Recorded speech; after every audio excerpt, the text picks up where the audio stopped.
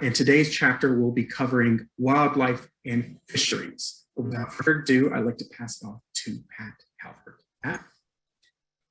Hey, good noon, folks. This is Pat Calvert. I'm a senior policy campaign manager for Virginia Conservation Network. I appreciate you all being on here today. Also very excited to have special guests, Dr. Mamie Parker.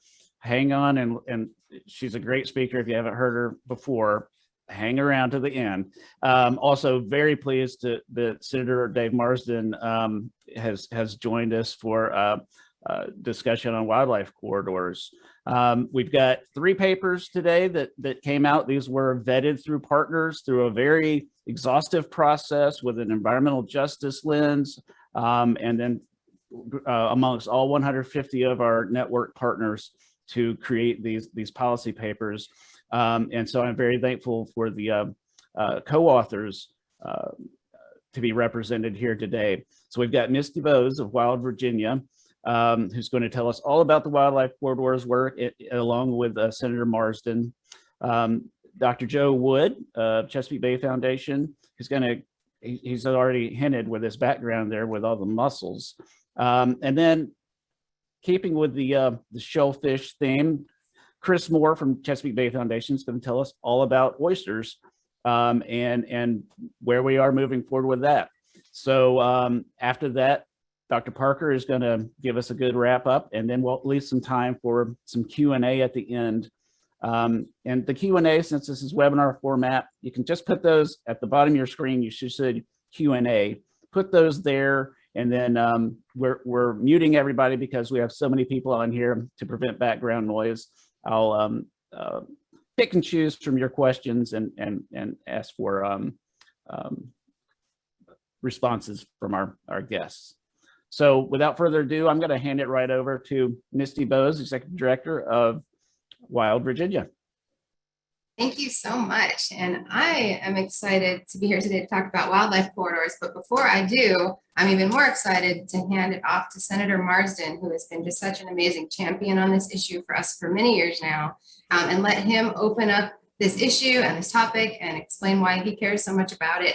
And then as soon as he's done, I'll take over and give a little bit more explanation on what we're trying to do next. So Senator Marsden, please take it away. We're so happy to have you today.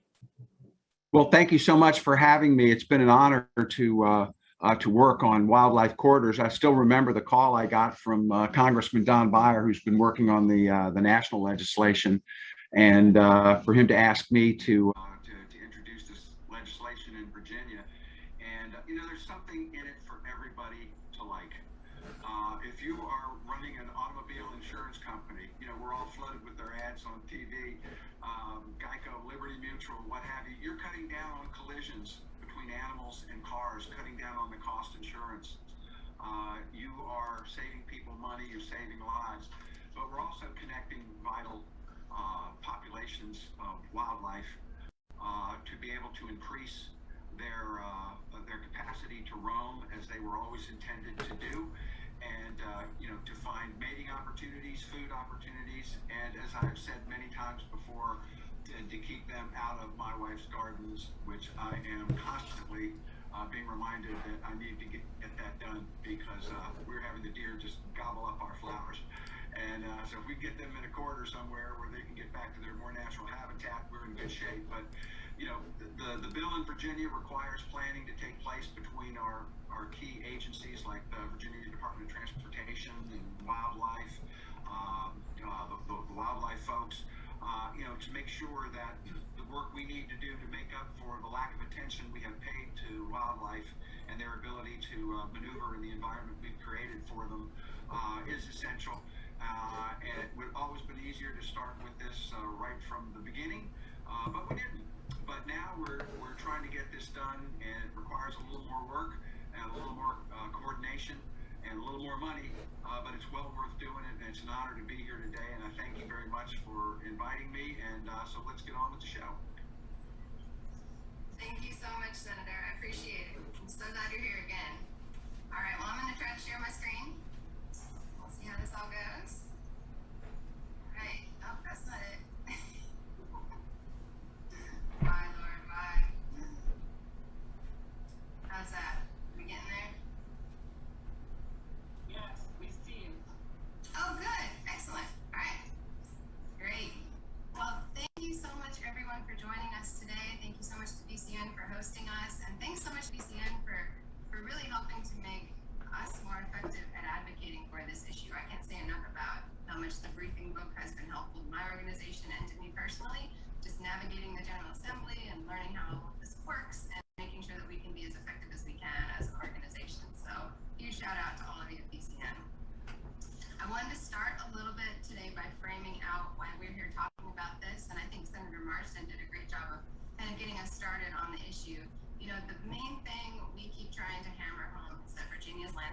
so severely fragmented, right? Habitat loss is one of the major causes of decline for most of our species that are of concern, right? So that is a huge problem. It's something that's increasing in our state, only under more and more development pressure every year.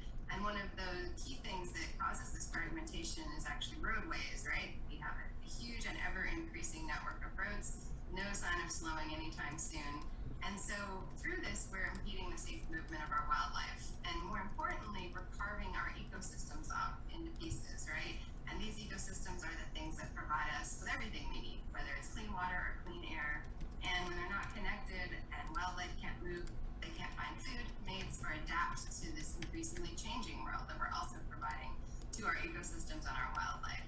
So we really need to protect the intact habitat we have from development so species can move more safely and so our ecosystems can stay connected. So one of the things Senator Marsden mentioned is when species can't move safely, they become a direct threat to us as well. And here's just one example, right? Our fragmented landscape affects all of us every day on our roadways because Virginia is consistently among the top 10 states for highest deer vehicle collisions in the country. 60,000 deer vehicle collisions every year just in Virginia. And this is an even larger concern this time of year, when in the fall deer are much more active and we're much more likely to be hitting them between now and November. So slow down, be careful. But it's not just deer that have problems on our roads, it's smaller animals too, right? The ones we might not even see, and this often has disastrous effects for them, especially if they're already suffering declines and habitat concerns. So one way to help with this is to plan for wildlife movement corridors. And these wildlife corridors often link larger areas of intact habitats and species can travel between them, right? And I think it's really good to stop here and talk about the difference between a crossing and a corridor. And I apologize for anyone that's already got this clear, but I think it's important. A wildlife crossing is something that helps wildlife cross a barrier like a road. And a wildlife corridor is the path that wildlife move along across the landscape. So protecting intact habitat corridors basically gives wildlife safe pathways to move. And an ideal situation would be a corridor of intact habitat with crossings at junctions with roads so that wildlife can safely pass, right? So corridors and crossings can come in all kinds of sizes, which I really find interesting. You may need huge corridors of habitat and crossings for large animal migrations like this one in Banff National Park. Or you might need smaller crossings like on Christmas Island for their crab population, which I just love and adore, one of my favorite projects. And we know that other states have seen dramatic reductions in animal vehicle collisions by planning for wildlife corridors and crossings, right? There was even a study that was conducted here in Virginia by Bridget Donaldson from the Virginia Transportation Research Council, and she found that wildlife vehicle collisions were reduced by up to 92% with just fencing around an existing underpass. So next time you drive over the mountain to Charlottesville, be sure to look out for this fence and breathe a big sigh of relief that you're safer from collisions on that stretch of road. So basically all of these projects and all of these things show that when we're planning for wildlife movement, we're protecting ourselves and our ecosystems, right? So the good news is, and thanks here to Senator Marsden, in 2020, this legislation was passed through the Virginia General Assembly, and many of the organizations on this call actually helped work on this. The Wildlife Corridor Action Plan that was passed basically tasks our state agencies with creating what's called a Wildlife Corridor Action Plan, and it's just for Virginia. It's supposed to be done by 2022. We hope it is. And this plan will both identify and help to protect those wildlife movement corridors across the Commonwealth. Now, it also gets at crossings. It requires a recommended list of projects that would be priority to promote driver safety and connect wildlife or habitat connectivity in our state, right? So VDOT will be coming up with other agencies with that list of priority projects, places where we're really seeing a lot of crashes, where we're seeing hotspots, and then trying to get that stuff down on paper so we can then try to fund and get it done. So this also tasks VDOT, which I really like, with considering measures for mitigating harm to wildlife in any of their new highway design, which I think is really important. Also, last year, Senator Marsden championed legislation that further integrates this work into other agency plans. So it's not just one or two agencies thinking about wildlife corridors, it's all across the state agencies. Now the real trick and the next step, and where you, the public, come in, is that we do need to fund this work. We need to protect corridors, we need to get crossings going, and all of that takes money. So tell your elected representatives that this is really important this brings us to our policy recommendations for this year's briefing book. So I did not work on this alone. You can see all of the other authors on this paper. There were plenty of other people behind the scenes that contributed to this work. But we came up with some specific recommendations that we think could help advance the goals of protecting safe wildlife movement and specifically help us get a handle on the impacts of roads on that safe wildlife passage. So first, if we plan to do a good job of planning for where wildlife is moving, we have to have good data. And the data that's currently available just does not give us the picture we need. So collecting better data, while not typically very exciting to talk about, is a really important place to start. So we need to be strategic about where we protect wildlife corridors, and we need to be strategic about where we place crossings, because we just don't have enough money to place them everywhere. So this data will help us do that. So one of our recommendations is let's get some better data. Second, because over 80% of land in Virginia is in private hands, we absolutely have to have landowners involved in this effort. So incentives for landowners to protect wildlife corridors will really help us realize the goal of this Connected Virginia. And our goals include also things for aquatic passage. The Wildlife Corridor Action Plan is not all about terrestrial animals, it's also about the aquatic life. So our state is well behind in assessing where barriers to aquatic life even are. And so a barrier, for example, would be something like an incorrectly designed culvert underneath a road, something that doesn't allow fish or aquatic life to pass through that culvert. And we're also well behind on working to remove barriers like that. So just like on land, if wildlife can't move, they run into a host of problems and our ecosystems really suffer. So if we can meet the goals of making our infrastructure more resilient to increasing storm intensity and frequency by upgrading our culverts, we can also meet some of these aquatic passage goals. So there are a lot of opportunities around this right now, and we wanted to make sure that was a priority at the General Assembly this year. So the last goal talks a lot about pulling in safety funds with this work. Again, there's so many co-benefits to thinking about wildlife movement, both for us and for wildlife. So clearly with collisions for wildlife are dangerous for everyone involved and really expensive. So if we can get some simple exclusionary fencing around crossings like what I talked about near Charlottesville, then wildlife can cross under a road rather than over it and dramatically reduce the collisions, right? And we can do this in our known hotspots. So again, pulling in some of those safety funds to help fund this work would be huge. There's obviously a lot more to do, but VCN said we could only have 5 policy recommendations, so we'll take that up with them. But this is just a short list of places we think would be a great place to start this year. And lastly, again, I'm just going to hammer home the point that we need funding, and we hope to see some of the initiatives we talked about written into the next state budget, and we hope to see funding to support the agencies who are tasked with implementing this work, right, so that they feel supported to do what they need to do. And wildlife passage just has to be part of all of our infrastructure design early, not something we go back and fix later. It's much more expensive and very unlikely that we will. So we hope that the Wildlife Corridor Action Plan can be something more than just a great plan on paper, and something that's really implemented and funded, and something that makes our state safer for wildlife, for people, and makes all of our ecosystems more resilient. So the bottom line, let's hang on to what habitat we have, add more wherever we can, and support the safe movement of our wildlife. And the key is to ensuring that the ecosystem functions are undisturbed enough to continue to operate and give us that clean and clean water, all the things we need. And lastly, how you can help is the VCN briefing book is a great tool to help us coordinate on policy proposals, right? So please read the book, get on the listservs of the organizations who are advancing the issues you care about. And if you want to help us push forward the goals for wildlife corridors this year, just join our listserv at wildvirginia.org.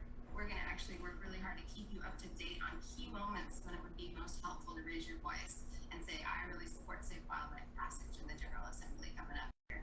So that's all I have today. Thank you so much for the time to talk about this issue.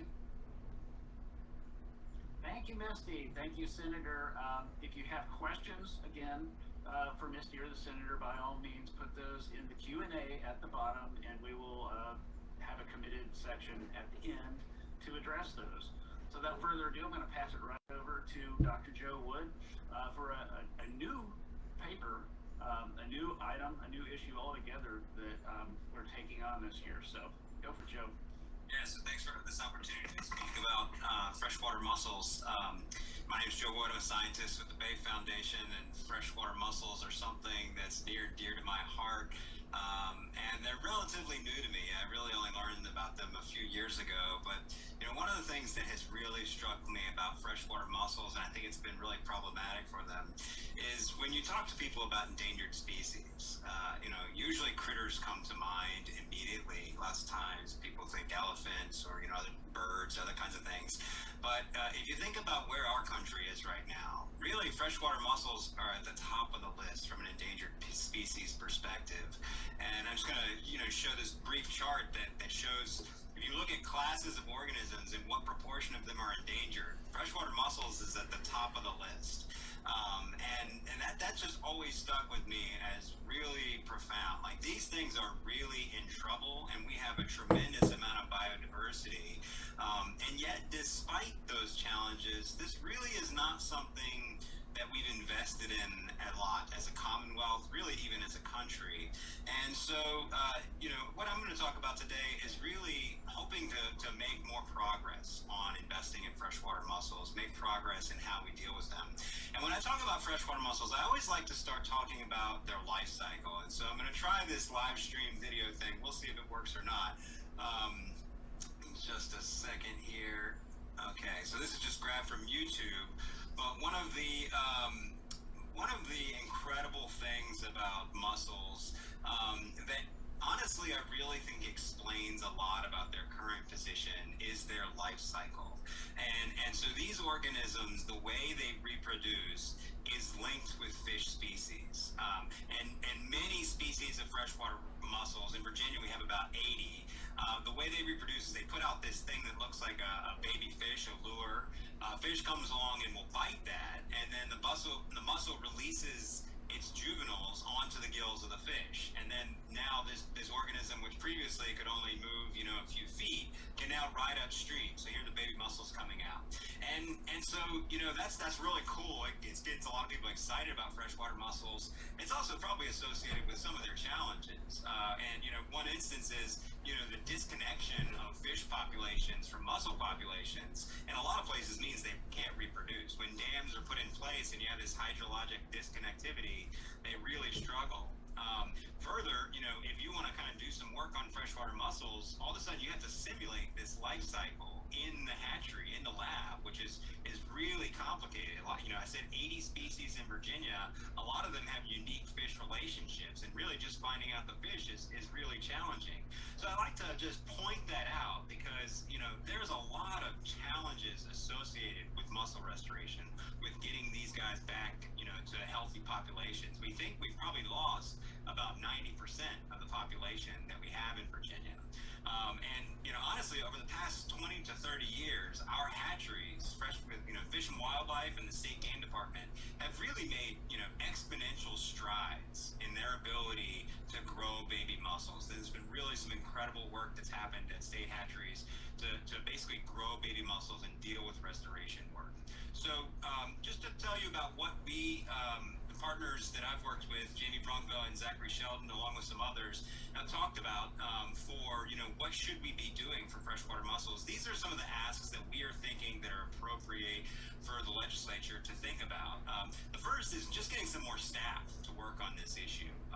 They are really shorthanded. There's not a lot of dedicated freshwater mussel biologists out there that do this work, and just having more hands-on experience, hands-on people to be able to do this kind of work would really be valuable in both protecting the populations that are already there and also developing restoration projects. The second piece is to develop a restoration plan. Right now, we do not have a comprehensive statewide restoration plan that says, this is where we should start, these are the areas we should focus on, these are the practices that we need. And we think that's really a critical piece to allowing partners to come into this issue together and start doing some work to help benefit mussels in the long run. The third piece is to fund that restoration plan, to put some money towards starting to do this work. Historically, it's been, on the sidelines watching mussel work. One of the challenges is almost all the money that's going into mussel restoration these days is mitigation funds. And that means that when something really bad happens, there's money that makes up for that, and we do some mussel restoration associated with that. But ultimately, it's really hard to make progress when the only dollars that are there are related to mitigating really awful events. So we need some dollars that actually go into direct mussel restoration efforts. And then the last piece here is an initial investment in expanding this hatchery down in southwestern Virginia. So I mentioned we have 80 species in Virginia. There's probably about 60 of those that are in the Clinch River in southwestern Virginia, which is really this crown jewel of mussel biodiversity and biodiversity in general. And they're essentially working in closets down there right now. They're just really making do with not a lot of resources, and an expansion down there is long overdue. So those are really the four pieces that we have laid out here as what we think are a good start to this. Pat mentioned this is really the first time we've had a worksheet like this or a piece like this. So we're starting fresh on some of these issues, but we really think that these can make progress and to start integrating this work into our restoration work. The last piece I'll mention is the statewide restoration plan. From my perspective, is a really good fit right now because there are some federal funds that are available, and if the state is available to essentially lay out, that we have a good plan for how to restore mussels, there's an opportunity to bring in federal dollars there as well. So with that, I'll leave time for Chris to talk about our other favorite critter down in the saltier parts of the water. So thank you. Thanks, Joe. Any questions about that cool video? I was mesmerized by that lure on that mussel there for a while. I think I got everything you said. But if you have questions for our presenters, please do post those below. And without further ado, I want to introduce Chris Moore of Chesapeake Bay Foundation. Oysters is nothing new to Virginia and policy-wise. But I'll say that I owe a great deal of regard for Chris, in that the General Assembly is no longer focused on managing the Menhaden fishery, and no more legislation dealing with that. Recording stopped. Because we actually have folks really working on that who are actual fishery scientists, so thank you. But another important fishery is of course the oyster fishery in Virginia. So I'm gonna hand it over to Chris. Thanks, Pat, I appreciate it. And thanks for VCN for continuing to support our work on oysters over the past 10, 15 years or so. And thanks for mentioning Menhaden as well. It's obviously one of the great successes. And I think one of the things that shows you sometimes don't get dissuaded if you don't get your goal the first time or the second time or maybe even the fifth or sixth time. Sometimes it takes us a while to get there, but we can eventually be successful. So again, moving to another shellfish, not as cool as mussels, admittedly. I think sometimes we refer to oysters as just above the pet rock, but despite that, they have a whole host of ecological benefits for the Commonwealth of Virginia. At some point during the year, about 300 different species of fish and shellfish actually make their home on an oyster reef. They help filter some of the algae from our waters, and looking forward to, they can be one of our kind of natural engineers that may help a lot of coastal Virginia deal with the effects of climate change and sea level rise moving forward. As Pat said, oysters have been on the General Assembly's view for many years, and we've been working through various oyster issues with the General Assembly for a number of years. One of the real successes when it comes to that was in 2019, the General Assembly actually made its largest investment in oyster restoration in Virginia, $10 million for what we call ecological oyster restoration, basically restoring oysters for all of those different ecosystem services that they provide. And that money made it through the 2020 session as well. Obviously, we're a little concerned about that, but this funding is going out on the ground as we speak and making a big difference in our strategy for restoring oysters. A little unlike mussels, we're a little bit farther ahead when it comes to oyster restoration. We actually have a strategy to restore 5 tributaries in Virginia for oysters, and those were actually designated by partners with the Chesapeake Bay program a couple years ago, and we're having great success with that. The Lafayette River actually is the first river to meet the oyster restoration habitat goals for that program. The Great Wacomico is getting finished up this year.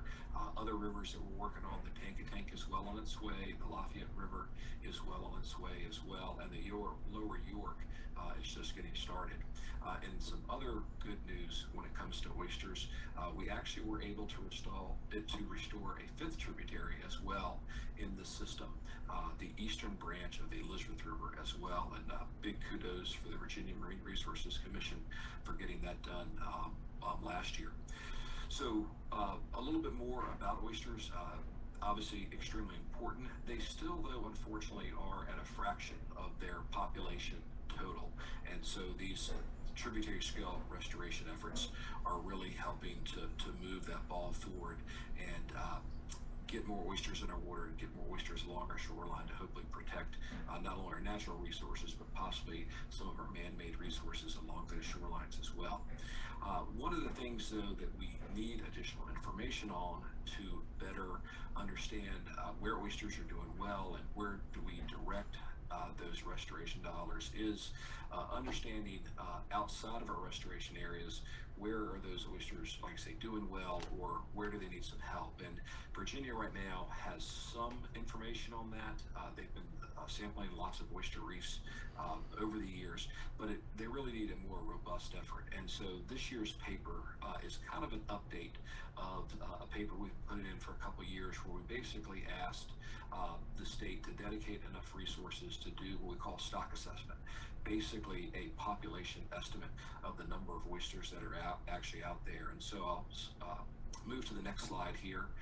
And we really have two pieces of data that tell us, are oysters doing better or worse in the Commonwealth? One of those is actually our harvest numbers.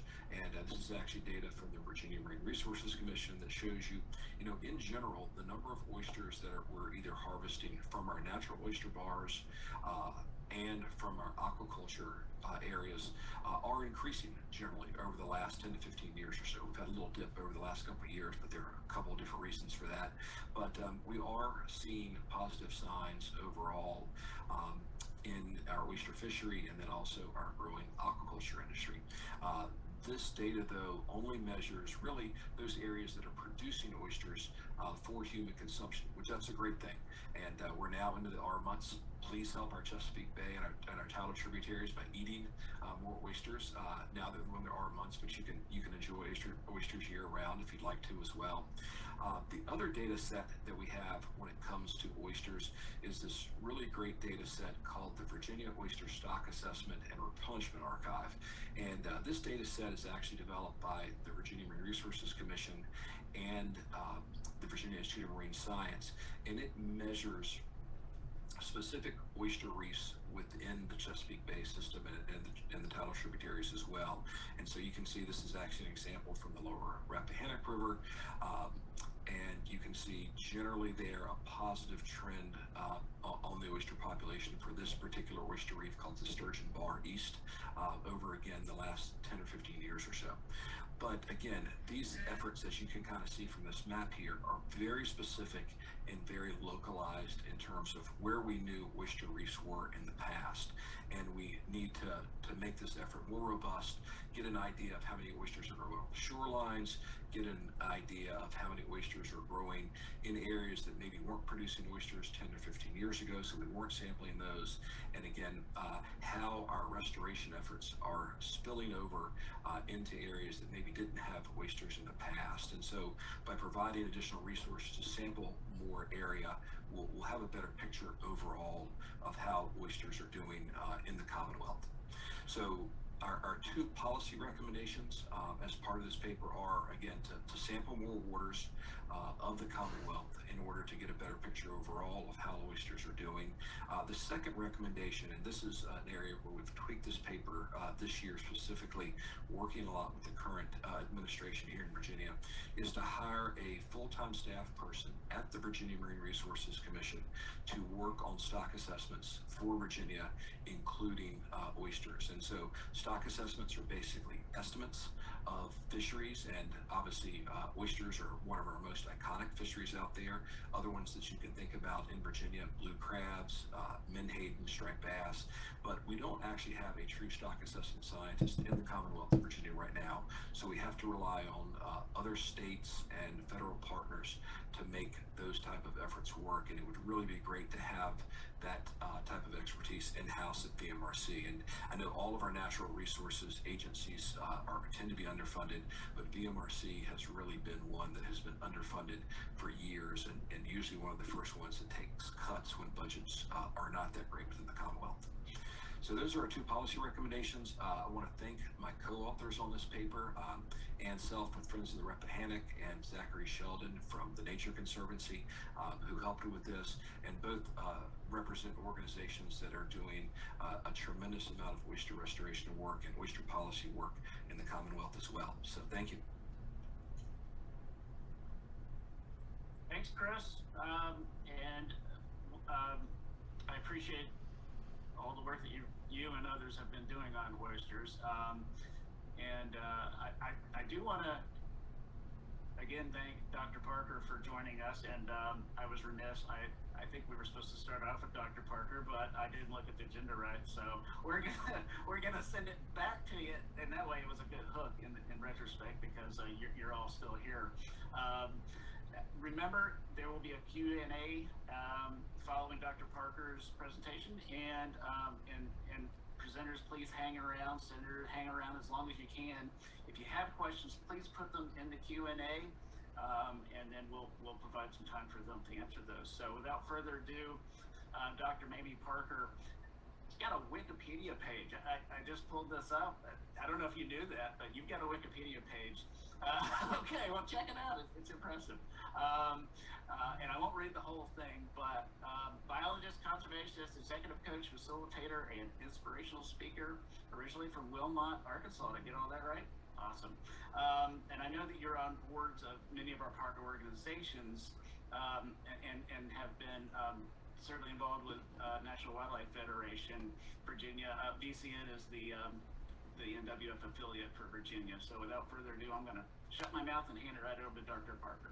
Thank you so much, Pat, for that wonderful introduction. And I don't even know what it means to have a Wikipedia page, but now I'm going to share that with my great nieces, because I'm sure they know what it means, and they will, maybe that will elevate my existence in their presence. I am honored to be here today. I am Mamie Parker, and I am bringing greetings from where I am sitting right now here near the Potomac River in northern Virginia, not too far from the river. I can walk to the river, and of course excited about this area and grateful that I can share the lands that the ancestors of Pocahontas had a chance to share, but also the Iroquois as well as the Algonquians roam these lands here in northern Virginia.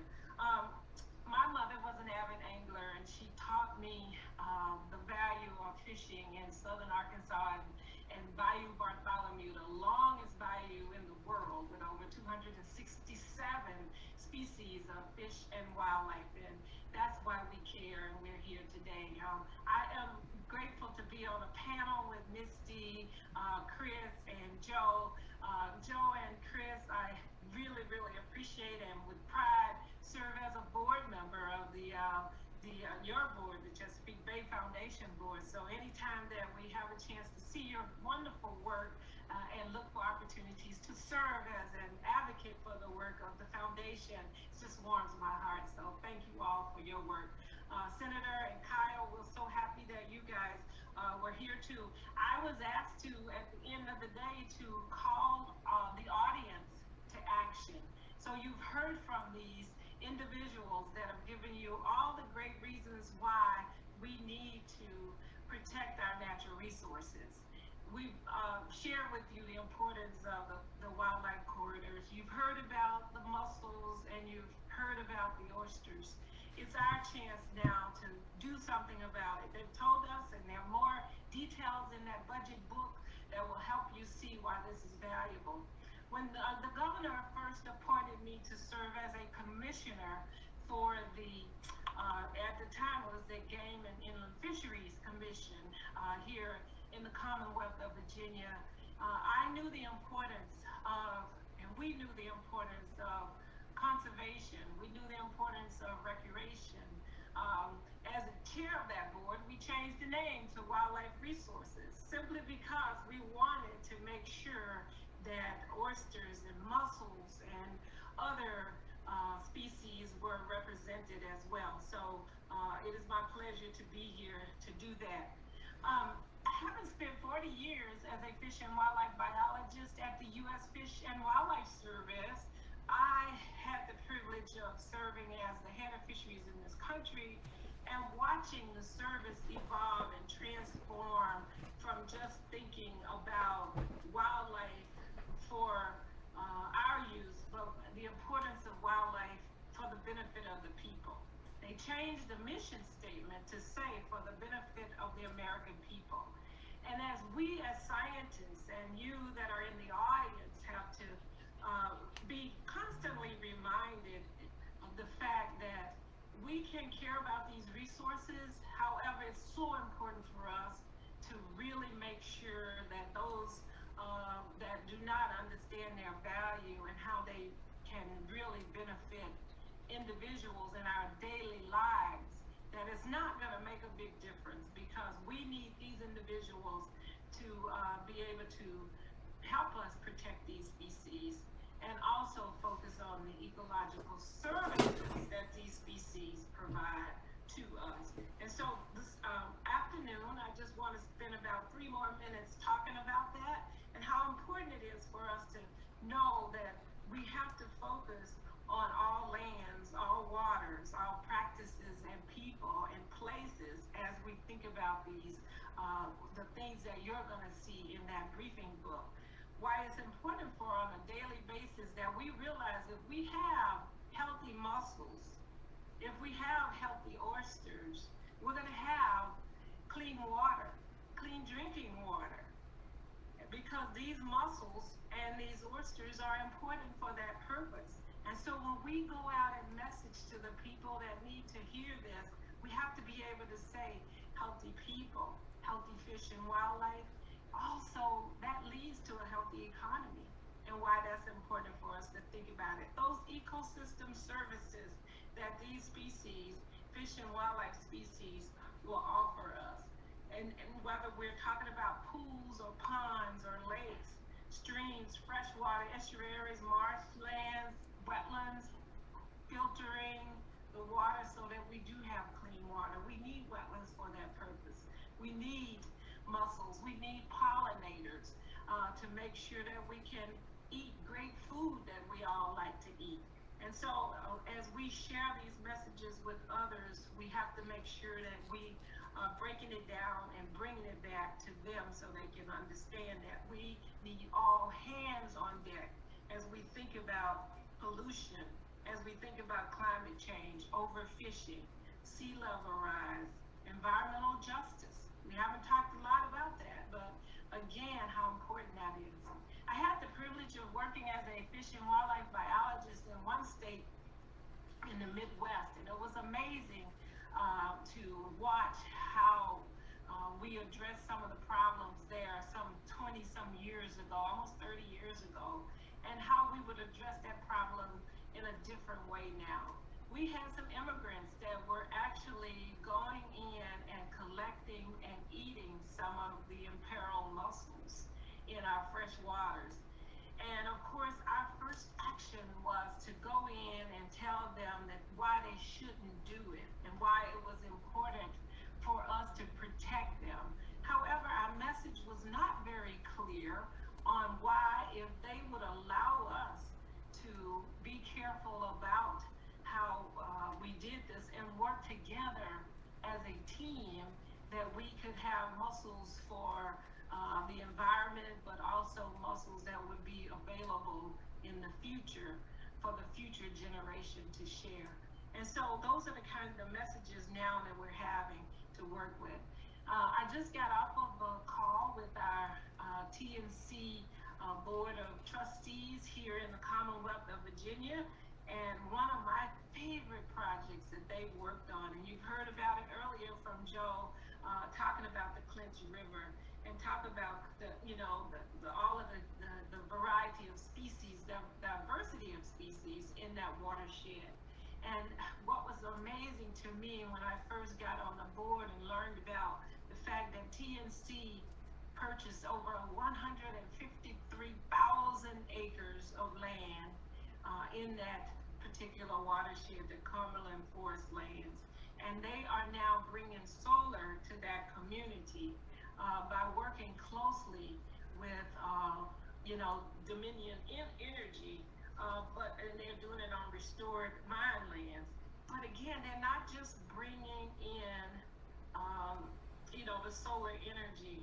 They're going to bring in an opportunity for jobs in that community. And that's so important because, again, determining ways in which we can work together where we're looking out for people, we're looking out for fish and wildlife resources, and we're looking out for the economy. And so as I close, I encourage you all to think about ways in which you can do that, and don't give up. Sometimes it's hard. We may not get all the money that we ask for, but it doesn't mean that we shouldn't ask.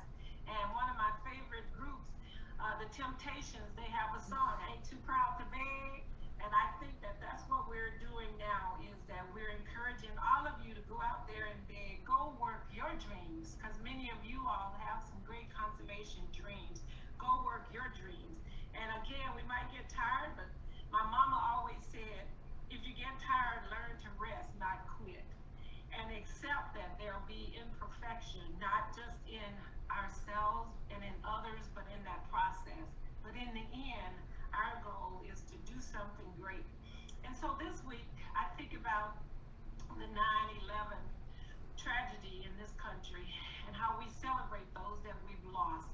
I happen to have been the regional director in the Northeast region of the U.S. Fish and Wildlife Service during that time. And we lost one of our employees that happened to have been on the flight that crashed in Pennsylvania. And Rich told his family before it happened that they went around this airplane, and they didn't have guns, and they didn't have a lot of things to be able to stop those hijackers that were about to take this plane into Washington, D.C. But they took whatever they could from the passengers. They took whatever they could from the plane itself. From what I understand, they pulled things away from the plane. But before they went to take over that cockpit, they got together and they looked at each other and said, let's roll. And so today, I say to you, you might not have all the time you need, you might not have all the resources you need, but here's an opportunity for us to take this budget book, to take this opportunity from what you've heard already, to believe in ourselves, to be bold, to take some risks, to lead by example, to trust your guts when you go to do the work you're doing, and go there and see what you can do to make a difference. So I thank you for your time and attention, and I hopefully that again, that next year we'll come back, we'll be celebrating some of the great things that we've been able to do when it comes to wildlife corridors, when it comes to mussels, and when it comes to oysters, so as well as other natural resources in the Commonwealth. Thank you very much for this time and opportunity. Thank you, Dr. Parker. I appreciate all that. We've got about 12 minutes left for some Q&A. Right now, I've got one question in the hopper. We'll go ahead and throw that out there in case presenters can't see it. It says, what is the best way for VCN affiliated organizations to get involved with state agencies in developing the Wildlife Corridors Action Plan? Take that one. I think that's an excellent question. We just received, I helped to lead the Virginia State Wildlife Corridors Collaborative, which some members of that group work on policy and some do not, which is why I didn't stress that affiliation today. But the agencies working on the Wildlife Corridor Action Plan recently gave us an update on progress, planning, where they're at in the works, and I was happy to see that they've included a public participation element of that plan, so that will be part of the process. But I would say, like, VCN organizations that want to get involved now should start now, and be reaching out to the folks working on that plan and getting your priorities involved. So they'll probably love that I told you that, but reach out to any of the folks in charge of implementing that plan, you're certainly welcome to reach out to me, misty@wildvirginia.org, and I can help put you in touch. I do think it's really important that they be hearing from all of us throughout the planning process. And while I know they're working hard and doing their best, I also think we all need to be working together. So yeah, thanks for asking that. It's a great question. And to that end, Senator Marsden, if you're there, I'm happy to allow you. You're intimately involved with the legislative process and sitting on transportation, natural resources, and Senate Finance. It seems to me, Senate Finance and Appropriations, you might have an opinion on this as well. Put you on the spot. All right. I don't know if I would answer it either. We'll pose that to the senator later. Anybody else have anything to add? I'm back. There you go. Senator, the question was, knowing that you're on such key committees, the question, let's see if I can find it again, was what is the best way for organizations to get involved with the state agencies in helping to develop the Wildlife Corridors Action Plan and ensure, I think, that it's also supported? Well, I think the best way to do that would be to sit down with the appropriate person at VDOT and the appropriate person, Ryan Brown, who would be that person at Wildlife, to just let them know you're there, that you care, what your concerns are, and to ask them, how are things going. We should have that first study done sometime this fall. Is it November? Due November? Is that correct?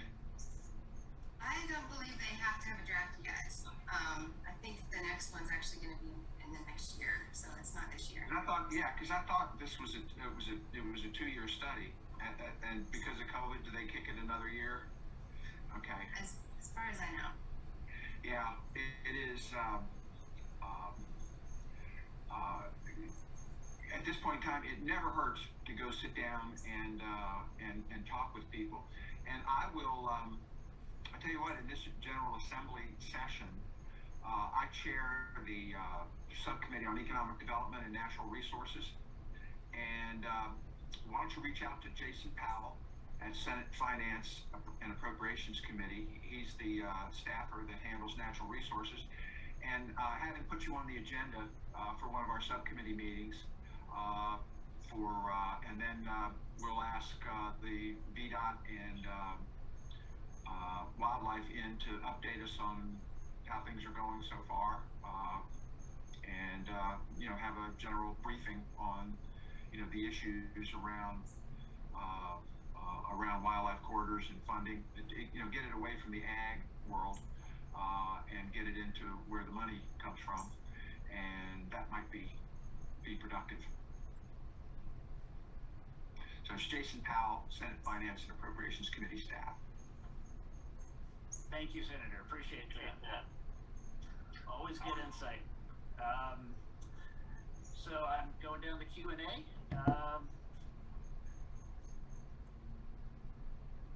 And I'm not seeing anything.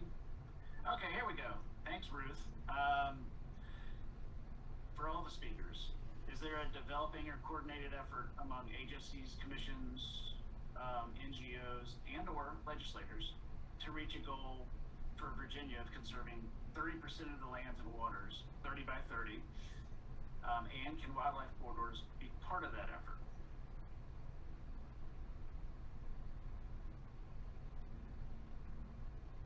Senator, want to go first? Well, I'll give that a try. The question is once we get this plan, we've got to appropriate money, and of course we have the federal dollars, and to see what we can coordinate with them. But we need a plan, I would suppose, before that federal money could be authorized. You need the cooperation of the state agencies to do that. And do they have the information that I got from Ruth was there has been money set aside. what is it that triggers us being able to draw that money down in terms of first planning and then construction of the corridor? Right. And Ruth is not here as a panelist, and I don't have the story to add her. Okay. So I will say that we've positioned ourselves in Virginia in a pretty great position, thanks to Senator Marsden, Delegate Bulova, Delegate Plum, and Delegate Keene, really, and that if and when some of these federal funds are allotted, then we will have a plan to go forward and to leverage a lot of that federal funding to put some of these things in action. And that's where most of this effort came from, thanks to partners bringing it up, saying, hey, this federal money could be coming down the line, and we need to be positioned to get some of it, to put some of these things into action. Yeah, and that would be the purpose of that presentation in front of the Economic Development and Natural Resources Subcommittee of Finance, is to let people know that this is coming down the road, and that eventually here there should be a convergence between the study that the state does, the federal dollars, and then the need for us to initiate the plan with the new administration and whoever that may be. And it's just a question of aligning what your intent is, and with the plans that the state agencies have, designating the places where it's to be done, using the federal funds, finding out is there likely to be any match on those federal funding. I'm not sure I know that. Will that require a match? I can try to answer that. Everything is still being worked out as far as I know. But yeah, I have seen there are matching funds, there are pools of funds that you can apply to. So none of that is finalized yet. But there are lots of opportunities, and the better we place ourselves, right, the more likely we are. Yeah, more ready we are for projects. Yeah. And getting in front of Jason and that committee and laying out all of the things that need to come together is what's critical, so that we have an understanding of what comes first, what we have to do, what our obligations are, where the federal funding is likely to be, what the state agencies have to do. Everybody needs to understand their role and in what sequence it's likely to occur in, and that's the critical thing. And I would also recommend that you get into Delegate Bulova's subcommittee with the same presentation request. But get on the calendar for the session coming up. It's a long session, so you're more likely to have room on our agendas. Usually we get briefed by a number of state agencies, and as part of that, and so let's get you on the calendar, the agenda. Great, thank you, Senator. Misty will be reaching out, I'm sure, very shortly to each committee. So with that, we are low on time. I appreciate folks joining today. Thanks to Dr. Parker, Joe, Chris, Misty, and of course the Senator for being here. Next week is a different week. It's Virginia's Landscapes. There will be a similar event like this, webinar on the 21st, and that's at noon. If you need information about that, just check our website. I want to thank everybody and our presenters for your time today. A lot more work to come. Enjoy the rest of your day and your week.